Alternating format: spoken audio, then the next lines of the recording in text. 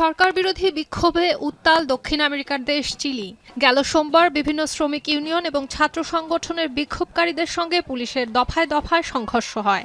কংগ্রেসের অধিবেশনে দেশটির প্রেসিডেন্ট হোসে আন্তোনিও কাস্তের ভাষণ দেওয়ার সময় বিক্ষুব্ধ জনতা রাস্তায় নেমে আসে। এছাড়া সংসদের দিকে অগ্রসর বিক্ষোভকারীদের ছত্রভঙ্গ করতে পুলিশ জলকামান ব্যবহার করে। 2019 সাল থেকেই দেশটিতে সামাজিক এবং অর্থনৈতিক বৈষম্যের জেরে বিভিন্ন সময়ে বড় ধরনের সরকার বিরোধী আন্দোলন হয়ে আসছে। অপরাধ ও অভিবাসন দমনের প্রতিশ্রুতি দিয়ে কাস্তো গত বছরের নির্বাচনে দ্বিতীয় দফায় বিপুল ভোটে জয় পান। গেল সোমবার তিনি কংগ্রেসে অপরাধ দমন, ব্যয় হ্রাস এবং অর্থনৈতিক প্রবৃদ্ধিকে অগ্রাধিকার দিয়ে একটি আইন প্রণয়নের প্রতিশ্রুতি দেন। এখানেই আপত্তি দেশটির সাধারণ নাগরিকদের। Una política que cambie lo que ha venido ocurriendo hasta ahora.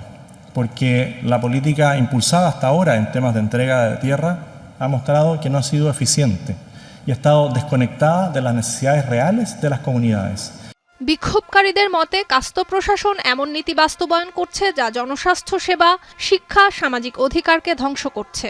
এছাড়া সাম্প্রতিক জরিপে দেখা যায় গেল মার্চে কাস্তের জনপ্রিয়তার হার 57% থেকে কমে গিয়ে 38% নেমেছে।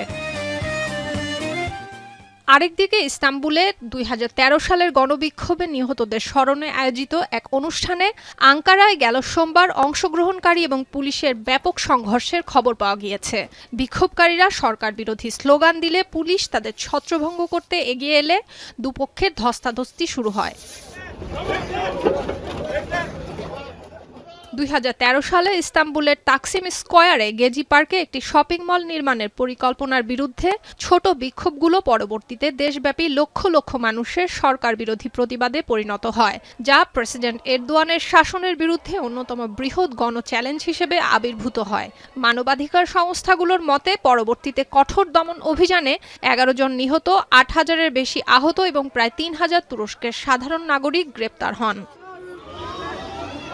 সুলতানা দিনা, এখন বিশ্ব।